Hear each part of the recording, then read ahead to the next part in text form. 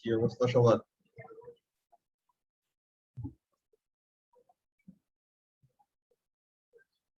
আমরা লাস্ট ক্লাসে চ্যাপ্টার 12 এর ইন্ট্রোডাক্টরি কথাবার্তা বলছিলাম, লুমিনাস, নন-লুমিনাস অবজেক্ট, রিফ্লেকশন, রিফ্র্যাকশন, এইগুলো জিনিস নিয়ে ডিসকাস করছিলাম। এই রিফ্র্যাকশন আর রিফ্লেকশন এগুলো আমাদের তো চ্যাপ্টার 10 এও ছিল, তাই না? তো চ্যাপ্টার 10 এর ওখানের জন্য এখানে আর ডিটেইলস আমরা ডিসকাস করে নাই। এরপর তোমাদেরকে যে নতুন একটা লেকচার ভিডিও দেওয়া হয়েছিল, এটা সবার দেখা হয়েছে? Yes, sir. ওকে, ওই ভিডিওর মধ্যে কি কি ছিল মনে আছে? Refractive index.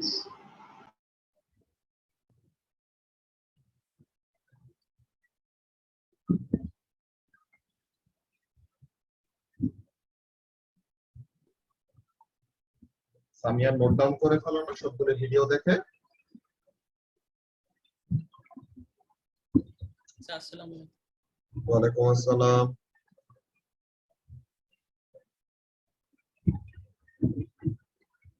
ওকে, তো তাহলে আমরা কন্টিনিউ করি যে আমাদের রিফ্লেকশন এন্ড রিফ্র্যাকশন পড়ার পরে দেন আমাদের সেকেন্ড যে লেকচার ভিডিওটা ছিল, লেকচার ভিডিওর মধ্যে কি কি ছিল মনে আছে? স্যার আসসালামু আলাইকুম। ওয়ালাইকুম আসসালাম। এক্সপেরিমেন্ট এক্সপ্লেনেশন দিলেন, তারপর স্নেলস ল ডিফাইন করলেন। তোমাদের রিফ্র্যাক্টিভ ইনডেক্স নিয়ে ফার্স্টে ডিসকাস করা হয়েছে যে রিফ্র্যাক্টিভ ইনডেক্স কি জিনিস, এরপরে কোন একটা গ্লাস ব্লকের জন্য কিভাবে করে রিফ্র্যাক্টিভ ইনডেক্স ডিটারমাইন করা যায় ওটার এক্সপেরিমেন্টাল এক্সপ্লেনেশন, তাই না? Yes, sir. তাহলে স্যার আমাদের এক্সপ্লেনেশন কি ভেরি ইম্পর্টেন্ট? হ্যাঁ, এই এক্সপেরিমেন্টটা অনেক কমন আর কি, যে অনেক বেশি এক্সামে আসে। এই এক্সপেরিমেন্ট করে এটাতেও জাস্ট গ্লাস ব্লকের জন্য আমরা দেখাইছি, অনেক অনেক ডিফারেন্ট ম্যাটেরিয়ালের জন্য ফিউচারে শিখবা বড় হওয়ার পর। ফর নাও আমাদের একটা গ্লাস ব্লকের জন্য কিভাবে করে রিফ্র্যাক্টিভ ইনডেক্সের ভ্যালু বের করা যায় ওই এক্সপেরিমেন্টটা নিয়ে আমরা ডিসকাস করব। ওকে, তো first of all what is refractive index? আমরা তো রিফ্র্যাকশন পড়ছি, রিফ্র্যাকশনটা কি ছিল আরাফাত? রিফ্র্যাকশন জিনিসটা কি ছিল মনে আছে? Change in speed of A wave. It is the change in speed of a wave, yes, and a change in speed এর জন্য কি হয়? Bend হয়। বেন্ডিং হয়। এখন এই বেন্ডিংটা কেন হয় এটা বলছিলাম যে রিজন তোমরা বড় হইলে দেখো, এটা পরের ব্যাপার। ওকে, সরি রিফ্র্যাক্টিভ সি আসে না। সো এখন লাইট যে এমন বেন্ড হবে বা যে কোনো ওয়েভ যেটা কি করতেছে রিফ্র্যাকশন দেখাচ্ছে, সে যে বেন্ড করবে সে কত বেশি আর কত কম বেন্ড করবে এটা ডিপেন্ড করবে কিসের উপর? কোন মিডিয়াম দিয়ে যাচ্ছে ওইটার উপরে। তো ওই মিডিয়ামের মধ্যে কি এমন থাকে যে বেন্ডিং বেশি হবে নাকি কম হবে এটা ডিটারমাইন করে, এটা হলো the refractive index of that specific medium. Okay, so refractive ইনডেক্সটাকে এমন ভাবে চিন্তা করতে পারো যে refractive index is what? Refractive index is the ability of bending. ঠিক আছে, যে একটা ওয়েভকে কত বেশি আর কত কম বেন্ড করতে পারবে এইটার একটা মেজারমেন্ট হলো আমাদের রিফ্র্যাক্টিভ ইনডেক্স। তোমরা সবাই ধুম মুভিটা দেখছো না? ধুম 2? ওই ধুম 2 মুভিতে 2 দেখো নাই? আচ্ছা, সো 2 যারা যারা দেখছো তোমরা কি ওই ডায়মন্ড হাইস্টেরটা দেখছো, যে ওখানে ডায়মন্ডটা যে কিভাবে করে চুরি করে?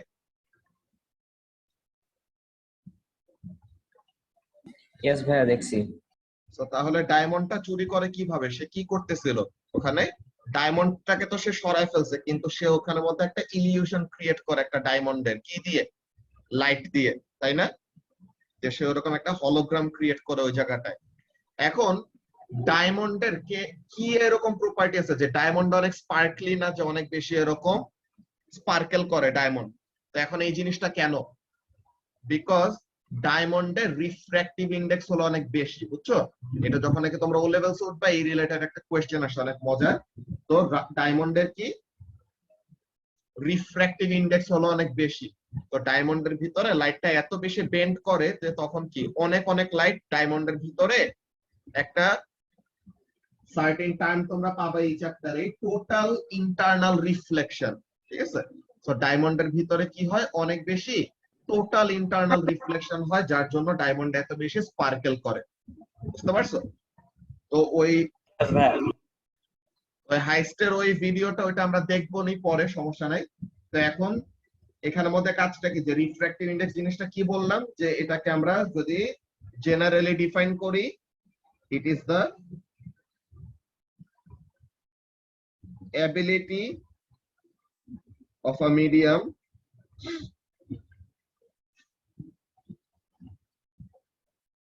to bend light. ভাইয়া আমার ওই এক্সপেরিমেন্টে নিয়ে একটা কোয়েশ্চেন ছিল। হ্যাঁ, ওই এক্সপেরিমেন্টটা নিয়ে কোশ্চেন ছিল, কোনটা বলো?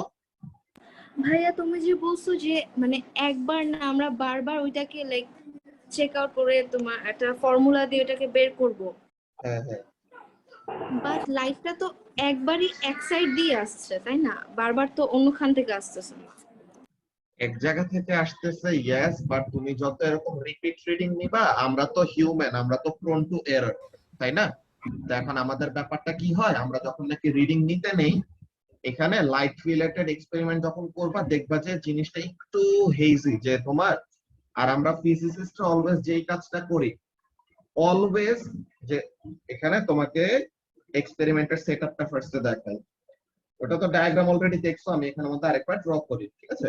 সো তোমার এই কোশ্চেনটাও অ্যানসার করব, বাকি এক্সপেরিমেন্টটাও ডিসকাস করব, ঠিক আছে? সো এক্সপেরিমেন্ট to determine ভাইয়া আসসালামু আলাইকুম। ওয়ালাইকুম আসসালাম, refractive index of a glass block। আচ্ছা, তো তাহলে ব্যাপারটা কিভাবে কাজ করে ওইটা আমরা দেখব। First of all, refractive index এর তো আমরা ডেফিনেশন লিখলাম, রিফ্র্যাক্টিভ ইন্ডেক্স এর আমাদের একটা ফর্মুলা আছে, তাই না নাতিফ? ফর্মুলাটা Yes, কি? sir. Sin I by sin R. sin i divided by sin r। sin i মানে কি, i দিয়ে কি রিপ্রেজেন্ট করি আমরা? Angle of incidence, right? আর Yes. r দিয়ে কি রিপ্রেজেন্ট করি? Angle of Angle of refraction. Refraction. So তাহলে এখানের মধ্যে খেয়াল করো, অহনা যে কোশ্চেনটা করলাম ওই জিনিসটার আমরা অ্যানসারটা দেখি। ভাইয়া আমি দেখতে পারি নাই। এটা তো তোমাদের এই ভিডিওর মধ্যেই ছিল, এটা জাস্ট আমি আবার নতুন করে সেম জিনিসই লিখতেছি। ওকে, সেম জিনিসই ফার্স্ট এই যে এখানের মধ্যে একটা হোয়াইট পিস, আপনি ডায়াগ্রাম আঁকবেন না? হ্যাঁ হ্যাঁ, ডায়াগ্রামে আঁকতেছি।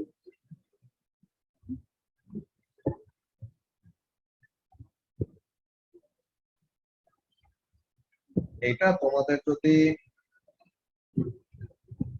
লাক ভালো থাকতো, সামনাসামনি ক্লাস পাইতে, এটা তোমাদের ইহাবেই আমার ফিজিক্স ল্যাব আছে, যেখানের মধ্যে নিজেরা এক্সপেরিমেন্ট করে এই জিনিসটা বের করতে পারতো। এই এক্সপেরিমেন্টটা অনেক মজা, নিজের হাতে করলে আরো ভালো লাগে।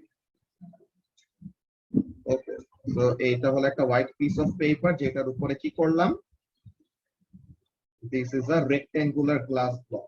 ওকে, সো এই হলো আমার রেক্টেঙ্গুলার গ্লাস ব্লকটা প্লেস করা। হোয়াট আই উইল ডু, আমার কাছে একটা লেজার লাইট আছে, অর এটাকে কি বলি, একটা রে বক্স। ওকে, একটা রে বক্স থেকে কি করবে, রে বক্স থেকে লাইট বের হবে। ওকে, এন্ড রেটা যত থিন হবে তত বেটার, বিকজ যত মোটা হবে, যে লাইট যদি বেশি ছড়ায় যায়, তো তখন আমরা এক্স্যাক্টলি অ্যাঙ্গেলটা মেজার করতে পারবো না। তো লাইটটা যত চিকন হবে, যত কনসেন্ট্রেটেড হবে, তত আমাদের জন্য ভালো। এখানের জন্য কাজটা কি, হিয়ার ইজ আ রে বক্স,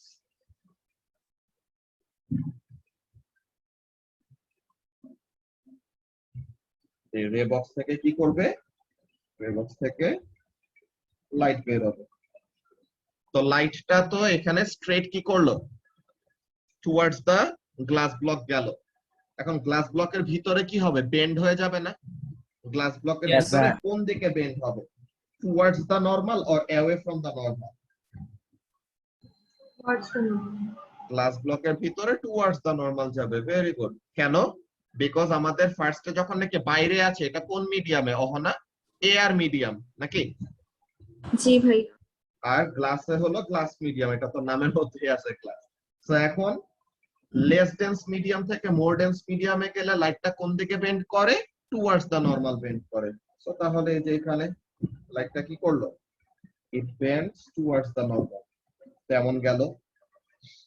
দেন আবার এখানের মধ্যে কি হবে, বেন্ডিং হবে, যে গ্লাস ব্লক থেকে এখন বের হচ্ছে, আবার কোথায় চলে যাচ্ছে, এয়ার মিডিয়ামে চলে যাচ্ছে। সো এখন গ্লাস থেকে এয়ারে গেলে away from the normal. Very good. তো তাহলে গ্লাস থেকে এয়ারে যাচ্ছে, সো তাহলে এটা হলো অ্যাওয়ে ফ্রম দ্য নরমাল। ওকে, তো এটা হলো আমাদের নরমাল সিনারিও যে এই জিনিসটা হয়। But how will we take our measurements? আমরা কয়েকটা কাজ করতে পারি। যে লাইটটা যেই পাথ দিয়ে যাচ্ছে, যে ব্লু কালার দিয়ে যে অ্যারোগুলি ড্র করছে, এগুলি কি, ব্লু কালার দিয়ে যে অ্যারোগুলি ড্র করে এগুলো হলো the path taken by the light, যে লাইটটা যেই পাথ ফলো করছে বেসিক্যালি ওই জিনিসটা।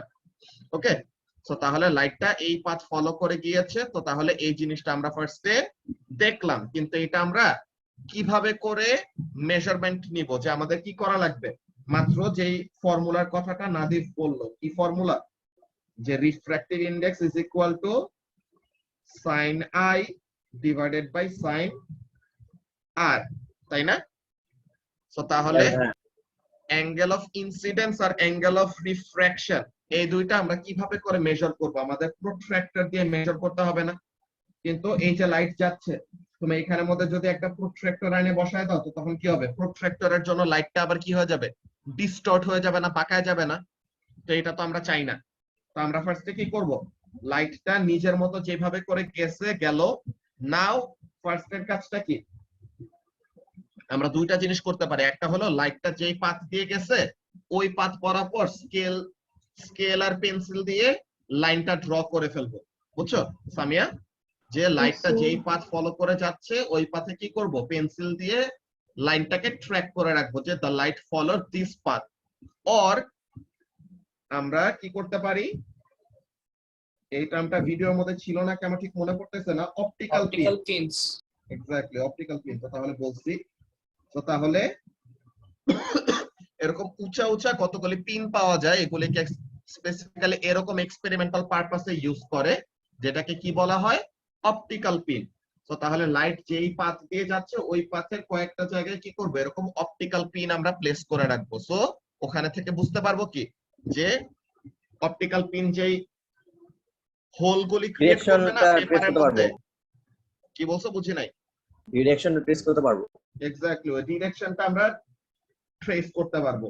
যে মনে করো কোন একটা, কতগুলি এরকম মুভিতে দেখো না, যে কি করে, মনে করো কিডন্যাপার কাউকে কিডন্যাপ করে নিয়ে যাচ্ছে, তো যে প্ল্যানের জন্য সব মানে ফিনিশ করে সবগুলি দেখানোর জন্য কোন সাথে কোনটা কি কানেক্ট করে। এক্স্যাক্টলি। সো তাহলে এখানের মধ্যে কাজটা কি করে, ইদার তারা পায়ের ট্র্যাক দেখে, অর গাড়ির ট্র্যাক দেখে, অর কি করে, যে কিডন্যাপড হয়ে ভিতরে আটকা পড়ে আছে সে বুদ্ধি বের করে যে তাকে যেন অন্যরা, বাইরের মানুষরা খুঁজে পাইতে পারে। তো সে কি করে, সে মনে করো কোনো এরকম পাতা বা কোনো একটা সার্টেন অবজেক্ট কি করতে থাকে, একটু পর পর একটা সার্টেন ডিসটেন্স পর পর ফেলতে থাকে। সো তখন যেন কি করতে পারে, তাকে ট্র্যাক করে করে মানুষরা বাঁচাইতে আসতে পারে, এমন টাইপের ব্যাপার। তো এখানের মধ্যে আমরা ট্র্যাকিং একটা মেকানিজম ঠিক করে রাখতেছি। কি জিনিস, যে লাইট যেই পাথ ফলো করে যাচ্ছে ওই পাথের উপরে উপরে আমরা কয়েকটা এরকম অপটিক্যাল পিন প্লেস করে যাচ্ছি। তো অপটিক্যাল পিন গুলিকে কানেক্ট করে যে লাইনটা পাবো, এই লাইনটা আমাদের কি হবে, the path taken by the light. Okay, so তাহলে এই পাথ আমরা পাইলাম। তো এখন নরমাল ড্র করার পর এখানের মধ্যে কাজটা কি, প্রোট্রাক্টর দিয়ে ইনসিডেন্ট রের সাথে নরমালের যে অ্যাঙ্গেলটা ক্রিয়েট হবে এটা মেজার করতে পারবো না? यस ভাই। সো তাহলে এই অ্যাঙ্গেলটা মেজার করলাম, দেন প্রোট্রাক্টর দিয়ে অ্যাঙ্গেল অফ, সরি আমি অ্যাঙ্গেল অফ ইনসিডেন্সটাকে ভুলে আর দিয়ে লিখছি, সরি। সো ইনসিডেন্ট রে নরমালের সাথে যে অ্যাঙ্গেলটা ক্রিয়েট করে এটা হবে অ্যাঙ্গেল অফ ইনসিডেন্স, আর রিফ্র্যাক্টেড রে নরমালের সাথে যে অ্যাঙ্গেলটা ক্রিয়েট করে এটা হবে অ্যাঙ্গেল অফ রিফ্র্যাকশন। ওকে, বের হইতে সময় আমরা সেম টাইপের নিতে পারি, যে এটা হলো আমাদের অ্যাঙ্গেল অফ ইনসিডেন্স, এটা হলো আমাদের অ্যাঙ্গেল অফ রিফ্র্যাকশন এর উপর। তো আমরা কি করলাম, এই যে এখানের মধ্যে অহনার কোশ্চেনটার মধ্যে এখন আমরা চলে আসছি। এই যে আমরা মেজারমেন্টটা নিব, ওকে, এই যে মেজারমেন্টটা নিব এটা কি, একটা সার্টেন অ্যাঙ্গেলের জন্য তো পাইলাম। ওকে, তো এখন এই মেজারমেন্টটা নেওয়ার পর আমরা আরেকবার যে প্রোট্রাক্টরটা তুলে প্রথমে তো একবার অ্যাঙ্গেল অফ ইনসিডেন্স মেজার করলাম, অ্যাঙ্গেল অফ রিফ্রাকশন মেজার করলাম, দেন আবার আমরা কি করব, আবার প্রোট্রাক্টরটাকে সেম প্লেসে রেখে angle of incidence, angle of refraction আরেকবার রিডিং নিয়ে দেখবো যে আমাদের কোনো ডিফারেন্স আসতেছে নাকি। হোপফুলি ডিফারেন্স আসবে না, সো দ্যাট কি আসে, আমরা আরো রিলায়েবিলিটি গেইন করতে পারি আর কি। রিলায়েবিলিটি কেন, যে আমরা যদি বারবার রিপিট রিডিং নিয়ে একই রকম রিডিং পাই তো এর মানেটা কি, না মানে রিডিংটা ঠিক আছে নাকি। বারবার তুমি ভাইয়া সেম আমি একটা, এই পার্টটাই বুঝিনি। তো এই জিনিসটাই যে এখানের মধ্যে আমরা কি করব, আমরা মাল্টিপল এরকম রিডিংটা নিয়ে যে একই অ্যাঙ্গেলের জন্য বারবার করে মেজার করব কেন, সো দ্যাট আমাদের রিলায়েবিলিটিটা ইনক্রিজ করে। ওকে, তো এটা তো একটা অ্যাঙ্গেলের জন্য গেল। এখন এই সেম প্রসিডিওরটা আমরা আরো অ্যাঙ্গেলের জন্য মেজার করব, যে এটা তো মনে করো এই অ্যাঙ্গেল অফ ইনসিডেন্স, তো পাশে যদি আরেকটা ডায়াগ্রাম আঁকি, এটা রাফ একটা ডায়াগ্রাম, তো মনে করো this is our class block. এখন আমরা রে বক্সটাকে এরকম রাখলাম যে এই অ্যাঙ্গেল অফ ইনসিডেন্স এর জন্য অ্যাঙ্গেল অফ রিফ্রাকশন কেমন হয় এটা বের করব, দেন আবার গ্লাস ব্লকটা এখানে রাখলাম, তো তাহলে এই অ্যাঙ্গেল অফ ইনসিডেন্স এর জন্য অ্যাঙ্গেল অফ রিফ্রাকশন কত হয় এটা বের করব। সেইভাবে করে আমাদের কি আসবে, অনেকগুলি সেট অফ রিডিং আসবে না, না। তো এই যে আমাদের অনেকগুলি সেট অফ রিডিং আসতেছে ওইগুলাকে কি করব, একটা টেবিলে লিখবো। এই জিনিসটা হলো আমাদের এক্সপেরিমেন্টাল কতগুলি ড্রিল, যে এক্সপেরিমেন্টের মধ্যে এই কয়টা কাজ অলওয়েজ করতে হয়। কি কি জিনিস, একটা হলো রিপিট এন্ড এভারেজ। ওকে, প্রত্যেকটা এক্সপেরিমেন্টে কি করবা, রিপিট করবা এন্ড এভারেজ রিডিংটা বের করবা, তো তাহলে যেন কি আসে, রিডিংটা অ্যাকিউরেট হওয়ার গ্রেটার চান্সেস থাকে। দেন আরেকটা কাজ কি, এই যে তুমি যে রিডিং গুলা নিচ্ছ, রিডিং গুলাকে কি করবা, একটা টেবিলের মধ্যে সুন্দর করে সাজায় লিখবা, যে সবকিছু নোট ডাউন করবা, যে অ্যাঙ্গেল অফ ইনসিডেন্স এতর জন্য অ্যাঙ্গেল অফ রিফ্রাকশন এত হইছে, এমন টাইপের ব্যাপার।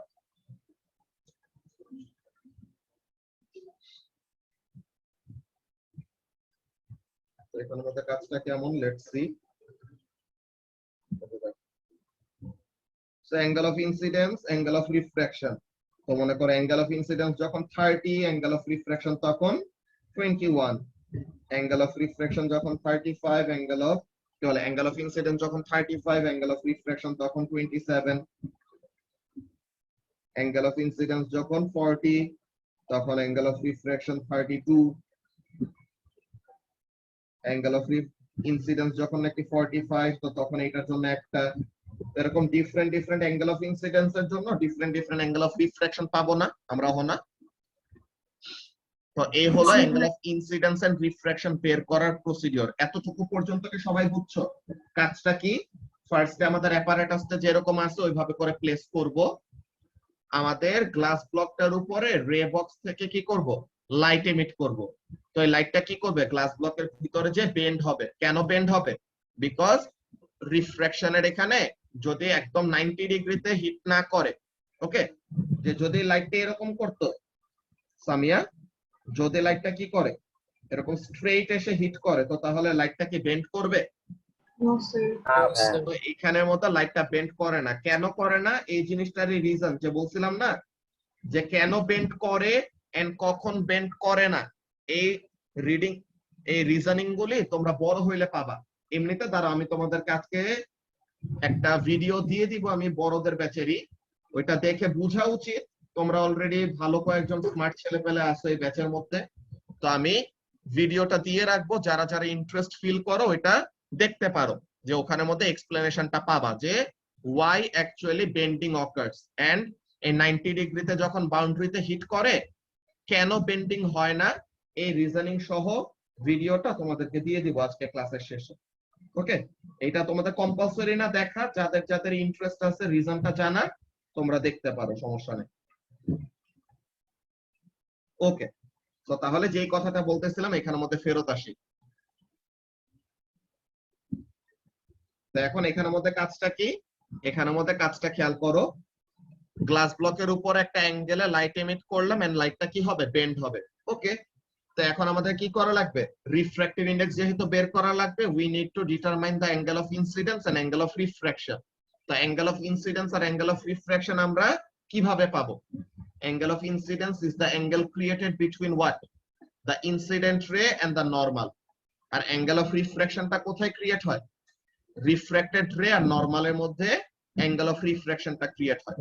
তো এখন এখানের মধ্যে কাজটা কি, আমরা ডিফারেন্ট অ্যাঙ্গেল অফ ইনসিডেন্স এর জন্য করেসপন্ডিং রিফ্র্যাকশনের অ্যাঙ্গেল গুলা বের করছি। এখন আমাদের সবচেয়ে ইম্পর্টেন্ট যে কাজটা এখানের মধ্যে, ব্যাপারটা দেখো, দুইটা জিনিস। এই জিনিসটা তোমাদের জন্য স্ট্যান্ডার্ড এইটার জন্য একটু বেশি কমপ্লেক্স হয়ে যায়। তো তোমরা যে কাজ করতে পারো, you can say something like that, যে কি করবা, এখানের জন্য সাইন আই, এখানের জন্য সাইন আর। তো এই যে সাইন 30 মানে কত, 0.5, সাইন 20 অনেক ল্যাগ করছো। কথা কি কেটে কেটে আসতেছে? না ভাই, নো ও, স্যার। হ্যাঁ, মনে হয় ওরই হচ্ছে নেট খারাপ। আচ্ছা ইনসে, তোমার মনে হয় ইন্টারনেটে একটু স্লো হয়ে গেছে, ওইটা একটু পরে ঠিক হয়ে যাবে হোপফুলি, সমস্যা নাই। আর ভিডিও তো পেয়েই যাবা, তো ওখানে থেকেও দেখতে পাবা, ঠিক আছে? আচ্ছা, সো তাহলে যে কথাটা বলতেছিলাম, দেখো এই যে আমরা প্রত্যেকটা অ্যাঙ্গেল অফ ইনসিডেন্স এর জন্য অ্যাঙ্গেল অফ রিফ্র্যাকশন বের করছি, তোমরা স্ট্যান্ডার্ড 8 এর জন্য গ্রাফিক্যাল টেকনিকে না যে এই অ্যানসারটা দিলেও হবে। গ্রাফিক্যাল টেকনিকটা তো ভিডিওতে এক্সপ্লেইন করা হয়েছে, তাই না? কিন্তু তোমাদের যদি গ্রাফিক্যাল টেকনিকটা একটু কমপ্লেক্স লাগে, ওইটা কতজনের কাছে লাগার কথা, বিকজ ওইটা অ্যাকচুয়ালি একটু বড়দের জন্য। তোমরা যে কাজটা করতে পারো, এটা একটা ইজি কাজ। কেমন? এইখানে সাইন আই বের করলা, যে সাইন 30 এর জন্য কত ভ্যালু আসে, দেন সাইন আর কি হবে, সাইন 21 এর ভ্যালু। তো এটার জন্য কি আসবে, এটার জন্য তুমি একবার রিফ্র্যাক্টিভ ইন্ডেক্স বের করবা, যে 0.5 ডিভাইডেড বাই এখানে যে ভ্যালুটা আসে। সাইন আর এর ভ্যালুটা কত আসে দেখো তো একজন, সাইন 21 এর ভ্যালু কত হয়? 0.84। 0.8 তো কখনোই হওয়ার কথা না, সাইনের তো অ্যাঙ্গেল যত বাড়ে তত তো 0.3 0.35। ওকে, সো তাহলে এখন 0.5 ডিভাইডেড বাই 0.35, এটা কি, সাইন আই হলো 0.5 আর সাইন আর কত, 0.35। তো তাহলে ভ্যালুটা কত আসে? 10/7 10/7। তো তাহলে কত হয় এটা, 1.4 সামথিং নাকি? 1.43। 1.438। তো তাহলে তোমার রিফ্র্যাক্টিভ ইন্ডেক্সের ভ্যালু আসলো 1.438। তো এখন আবার সাইন 35 এর ভ্যালুটা কত একজন বলো তো? 0.57। আর সাইন 27 এর ভ্যালু 0.4539 0.45। তো তাহলে স্যার এখন 0. ডিরেক্টলি 30/21 করলে তো 1.428 আসে, তাহলে ডিরেক্টলি করলে হয় না সাইন আই সাইন আর না দিয়ে? কোনটা বুঝে নাই? 30 ডিভাইডেড বাই 21, এটা জাস্ট এখানে অ্যাঙ্গেলটা ছোট দেখে এরকম মিলে গেছে, বাকিগুলোর জন্য এরকম সেম ওয়েতে মিলাইতে পারবা না, বুঝছো? এখানের জন্য অলওয়েজ আমাদের সাইনে নিতে হবে, জাস্ট অ্যাঙ্গেল গুলাকে ডাইরেক্ট ডিভাইড দিলে হবে না। তো এখন এটা 0.5 ডিভাইডেড বাই 0.45, এটা কত আসে?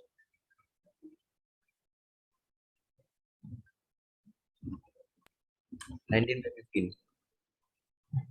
সো ডেসিমালে কত, 266 1.266 1.266। এখানে তো র্যান্ডম অ্যাঙ্গেলের ভ্যালু দিছি, তো এর জন্য একটু এরকম এত বড় বড় ডিফারেন্স আসতেছে। বাট নরমালি তোমার এই প্রতিটা রো এর জন্য, রো কোনগুলি, এই যে হরাইজন্টাল যে লাইনগুলি, এগুলি রো না? তো প্রতিটা রো এর জন্য তুমি কি করবা, রিফ্র্যাক্টিভ ইন্ডেক্সের ভ্যালু বের করবা। তো এই রিফ্র্যাক্টিভ ইন্ডেক্সের ভ্যালুগুলি ফাইনালি কি করবা, এভারেজ করবা। যদি তোমাদের গ্রাফের টেকনিকটা বেশি কঠিন লাগে, এখন এখানের মধ্যে যদি তুমি চ্যাপ্টার নাম্বার না জানো, তোমার তো পড়ালেখা করার দরকার নাই, আছে?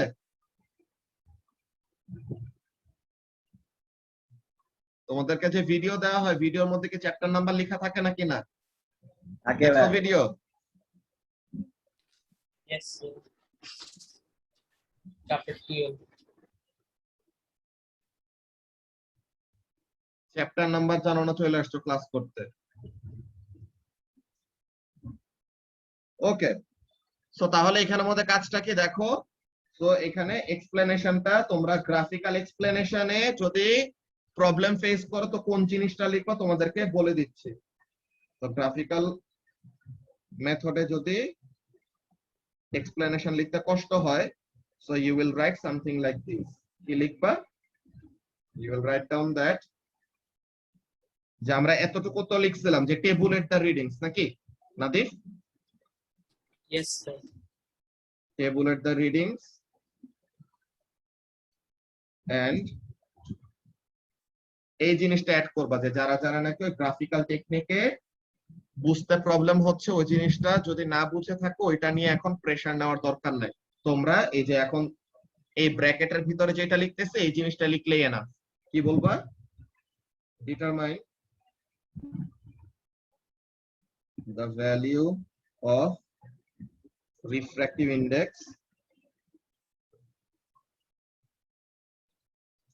for each corresponding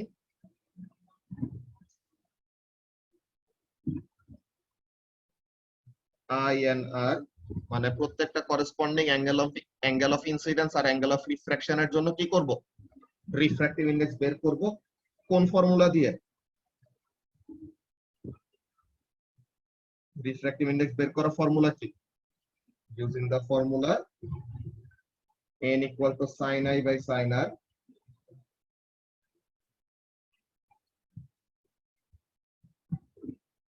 and then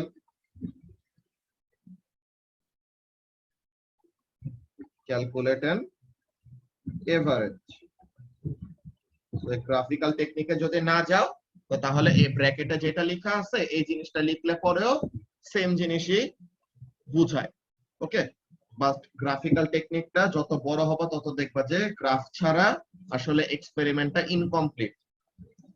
তো ফর নাও তোমাদের স্ট্যান্ডার্ড 8 এর জন্য এই ব্র্যাকেটে যেটা দেওয়া আছে এই জিনিসটা লিখলে পরেই এনাফ। বুঝতে পারছো? তো এই জিনিসটা একটু সবাই নোট ডাউন করে ফেলো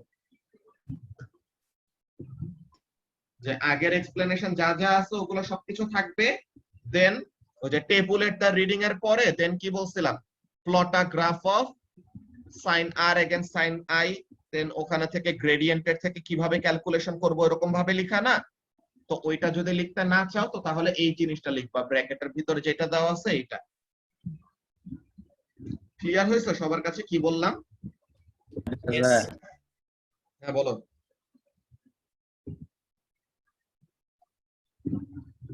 আমরা কি কোশ্চেন আস্ক করি না? আচ্ছা ঠিক আছে, তো তাহলে এই জিনিসটা লিখো। ভাইয়া একটু স্ক্রল আপ করবা?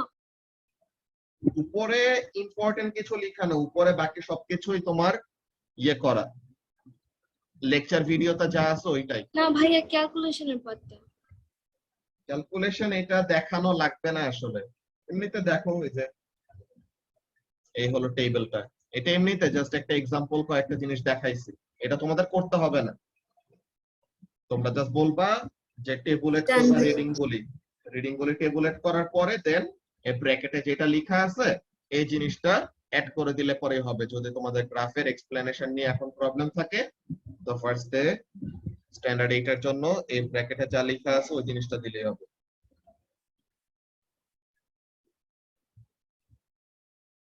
ওকে, দাঁড়া তোমাদেরকে ওই যে বেন্ডিং কেন হয় ওই জিনিসটা রিজনিং এর ভিডিও লিংকটা দিয়ে দিচ্ছে 1 মিনিট, বাকিরা কপি করতে থাকো।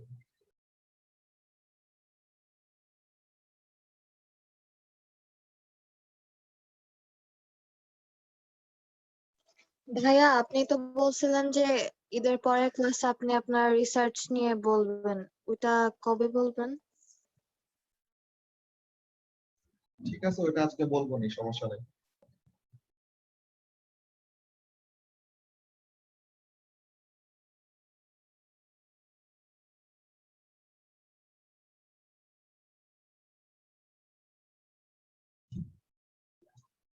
ওকে, সো তোমাদের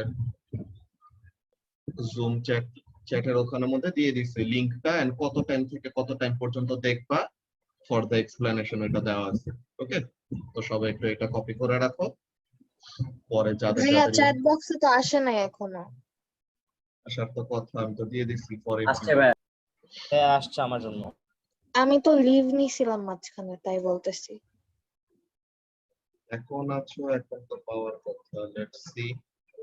এটা কি লেকচারের রেকর্ডিং নাকি? এটা হলো, এটা তোমাদের বড় ভাই আপুদের ক্লাসের সময়, এটা এ লেভেলস এর ক্লাসের সময় করানো। ওকে ভাই, বুঝে গেছি।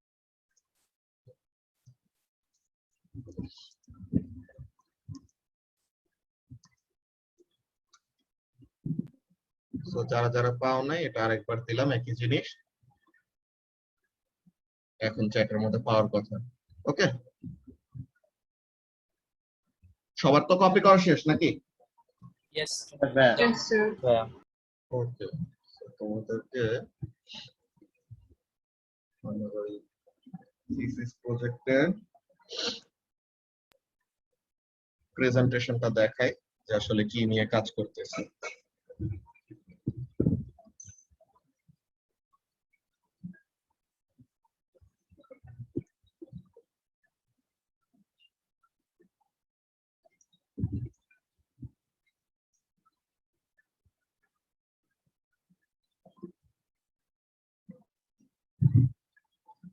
তোমরা কি ম্যাগনেটিক ফিল্ড, গ্র্যাভিটেশনাল ফিল্ড এগুলো রিলেটেড কিছু জানো? ম্যাগনেটিক ফিল্ড নিয়ে তো পড়ালেখা একটু করার কথা স্ট্যান্ডার্ড 7 এ।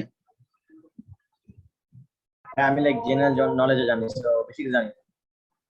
আমাদের syllabus out of out of syllabus থেকে। স্যার লাস্ট ক্লাসে পড়েছি, জাস্ট বই যতটুকু ছিল ততটুকুই পড়েছি। ঠিক আছে, so তাহলে আমরা একটু দেখি।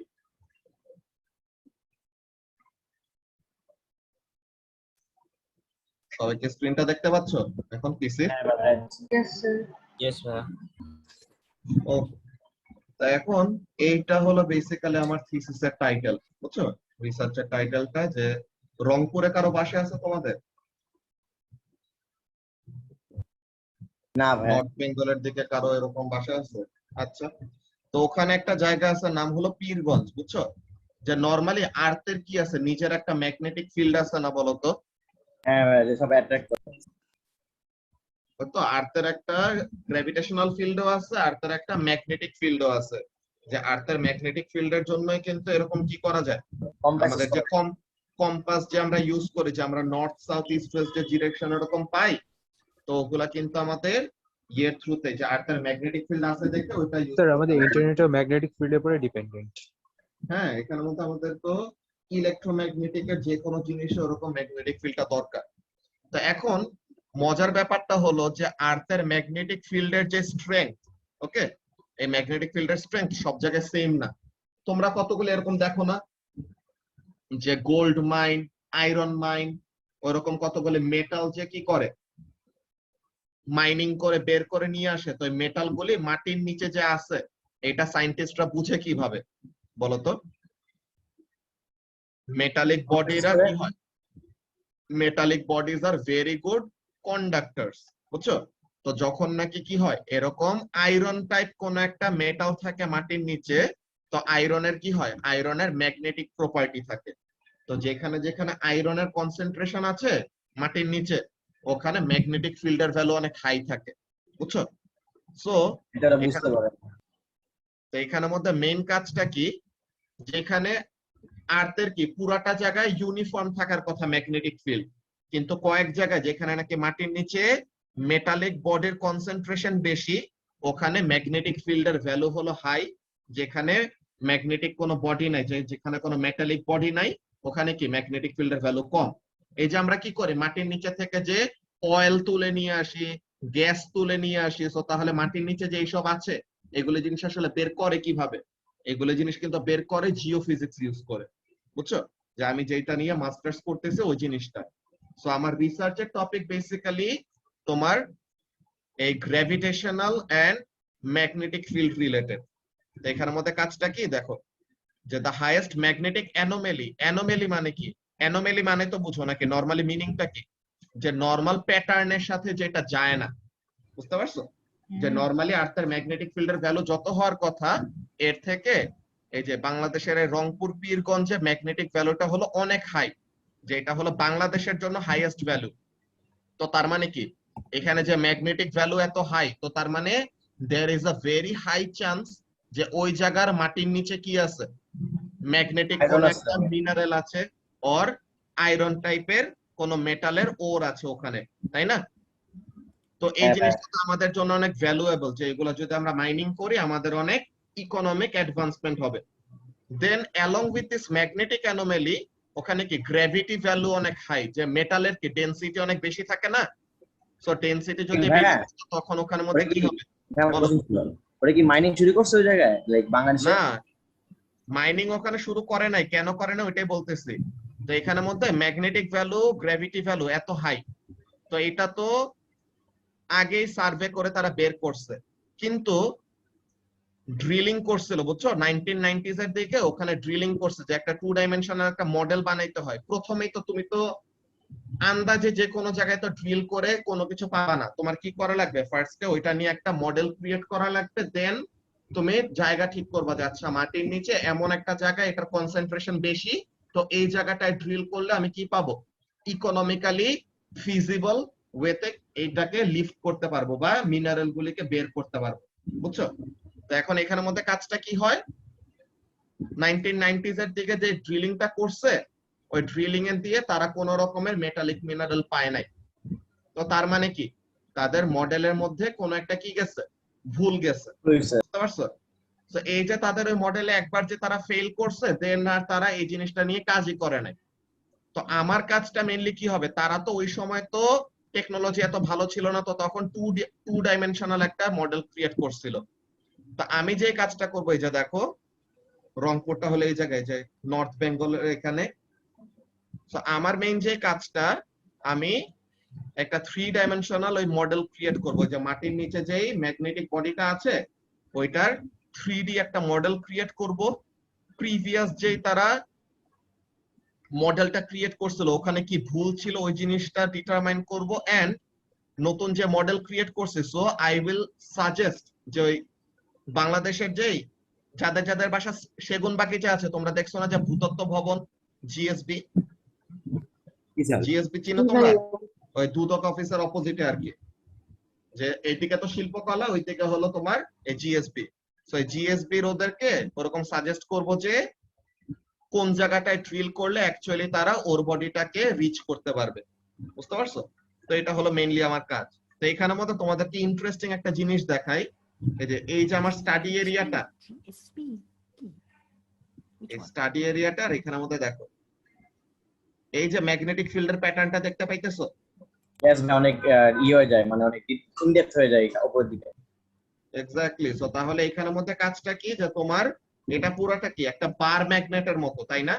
যে এখানে থেকে ব্যাপারটা বোঝা যাইতেছে যে এই যে আমার কার্সারটা ইস্ট ওয়েস্ট ডিরেকশনে অ্যালাইন করা কোন একটা মেটালিক বডি আছে, যেটার জন্য কি হইতেছে এরকম একটা সুন্দর ম্যাগনেটিক ফিল্ডের প্যাটার্ন ক্রিয়েট হইছে, বুঝতে পারছো? সেম ওয়ে এই জায়গাটায় এরকম দেখো গ্র্যাভিটি ভ্যালুটাও অনেক বেশি হাই। তো দুইটা যখন নাকি একসাথে ওভারল্যাপ করাইছি, যে ম্যাগনেটিক ভ্যালু গ্র্যাভিটি ভ্যালু একই জায়গাতে হাই হওয়া মানে কি there is a almost surety যে এখানে কোন একটা ম্যাগনেটিক বডি আছেই আছে। তো আমার কি করা লাগবে, কাজটা দেখো, আমার কাজ হবে ফার্স্ট অফ অল এরকম কয়েকটা ডিফারেন্ট ডেরাইভেশন করা, যে ফ্রিকোয়েন্সি ফিল্টারিং করে কতগুলি ডেপথ ওয়াইজ এরকম ম্যাপ ক্রিয়েট করব, এরকম ডেপথ ওয়াইজ ম্যাপ ক্রিয়েট করে ইভেন্চুয়ালি এইটা হবে আমার কাজ, যে ফাইনালি যে এরকম একটা 3 ডাইমেনশনাল এমন একটা মডেল ক্রিয়েট করব, যে রংপুরের ওখানে মাটির নিচে কি আছে ওই জিনিসটা একটা মডেল ক্রিয়েট করব, দেন ওইটা জিএসবি কে সাজেস্ট করলে পরে তো তখন তারা ওইরকম জায়গা মতো ড্রিল করবে। আর এইটা বেসিক্যালি আমার মাস্টার্স এর কাজ। আপনাকে প্রেসে দিবেন, দেখাবেন আপনাকে টিভিতে?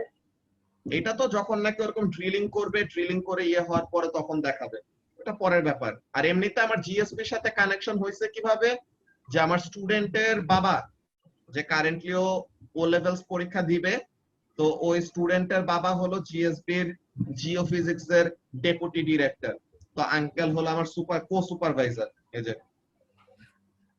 আঙ্কেল হলো আমার জিজ্ঞেস করি, জিজ্ঞেস করে মানে বুঝি নাই। আমি একটা জিনিস জিজ্ঞেস করি। হ্যাঁ হ্যাঁ, জিজ্ঞেস করো। সো এটা কি আপনি ফ্রিতে করতেছেন or are you going to get paid? এইটা ফর নাও ফ্রি, বিকজ এটা আমি নিজে স্টুডেন্ট, তো এর জন্য আমার ফার্স্টে রিসার্চ ওয়ার্কে থিসিসের কাজের জন্য যেটাই করব, যত বড় এটা ডিসকভারি হোক না কেন, এটার জন্য কোনো পে নাই।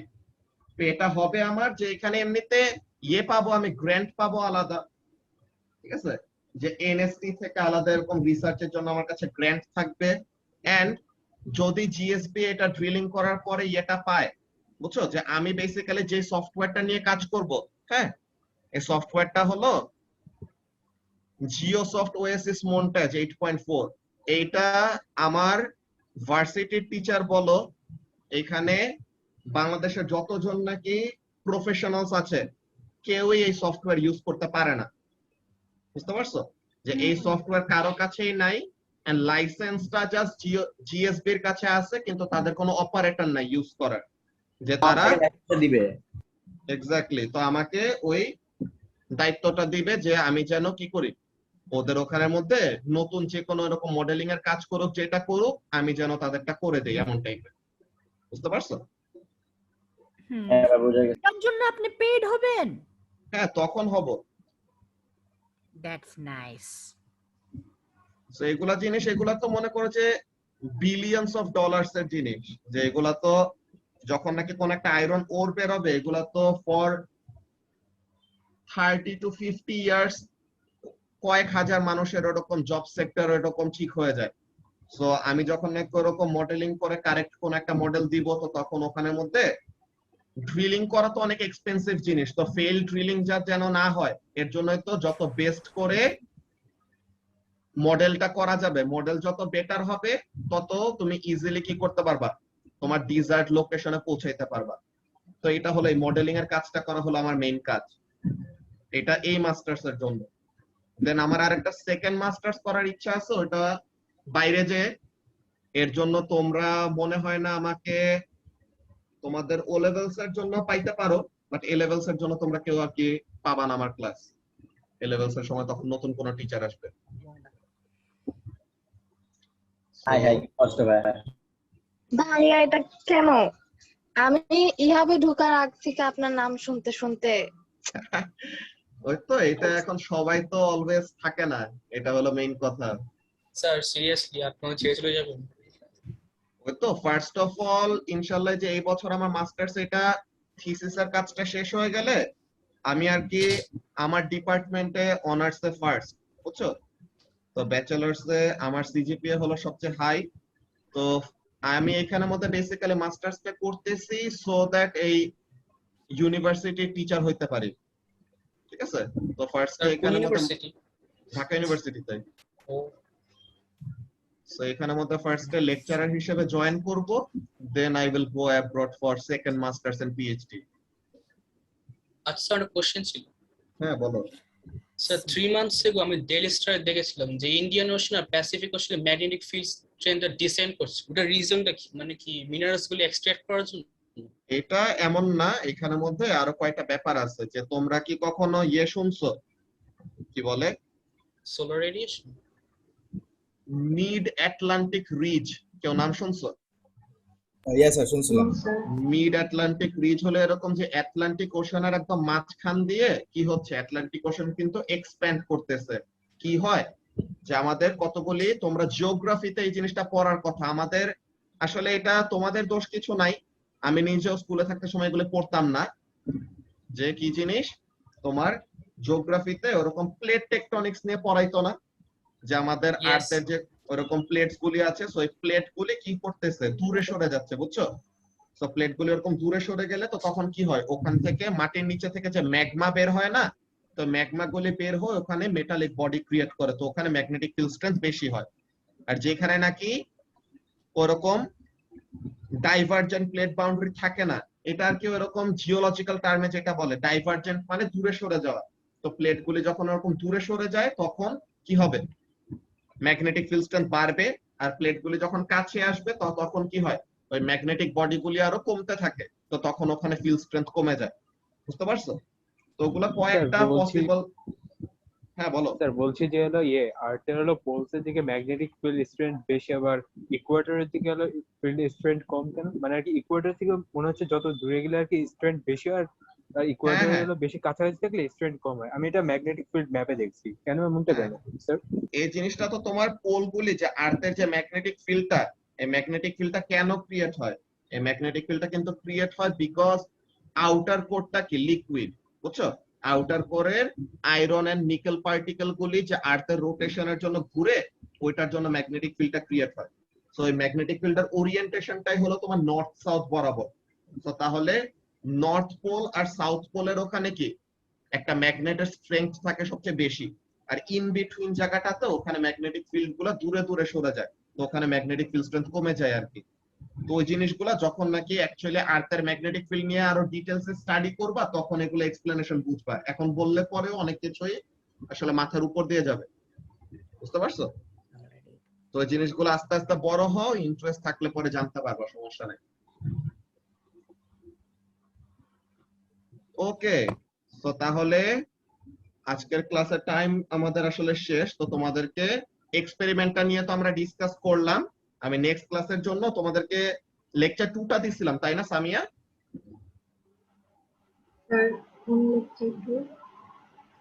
এই যে লাইট ওয়েভস এর লেকচার 2টা দিয়েছিলাম নাকি?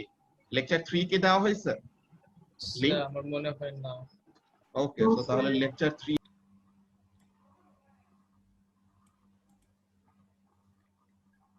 সো এখন যেটা দিলাম এটা হলো তোমাদের লেকচার 3টা। আর লেকচার 2তে কিন্তু আমাদের আরো কয়টা টপিক আছে যেটা আজকে ডিসকাস করা হয় নাই আসলে, এই আমার রিসার্চ ওয়ার্ক নিয়ে কথা বলতে যে টোটাল ইন্টারনাল রিফ্লেকশনের ব্যাপারটা। ওকে, তো লেকচার 2 এন্ড লেকচার 3 মাত্র যেটা দিলাম, তো এই দুইটা নিয়ে আমরা নেক্সট ক্লাসে we will try to wrap up this chapter, যে চ্যাপ্টার 12টা। ঠিক আছে নাদিফ? এই স্যার। ওকে, সো আজকের ক্লাস আমরা এখন এখানে শেষ করি। আল্লাহ হাফেজ। স্যার আসসালামু আলাইকুম। ভাইয়া আসসালামু আলাইকুম। আসসালামু আলাইকুম। Assalamu alaikum, sir. ওয়ালাইকুম আসসালাম।